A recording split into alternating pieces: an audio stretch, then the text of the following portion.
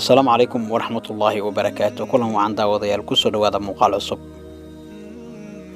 معلن ayaa dhowr arday weydiiyay mid kasta ay shaqada uu aabihii qabto si fudud oo dhaqso ah ayay uga wada jawaabeen. Macallinkii ayaa soo gaaray arday da'diisu ay yar tahay su'aashiina weydiiyay.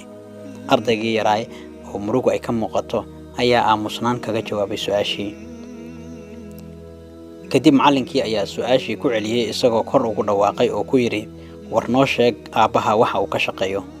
Isagoo cara ay ka muuqato. Ardayga ayaa istaagay isagoo niyad jabsan waxana uu ku yiri aabahay waxa uu jiifaa xabaasha. Dareenka ardayga yar uu isbedelay markii kuwa ka horeeyay ay dhammaantood sheegeen in aabayaashood meelo kala duwan ay ka shaqeeyaan. Marar badan ayaanu dareenka kuwa nala nool meel aan kaga dhacnaa oo niyad jabka aan ku sii badinaa. Haddii su'aal aamusnaan looga jawaabo intaasi ha kugu filnaato. nabadgelyo.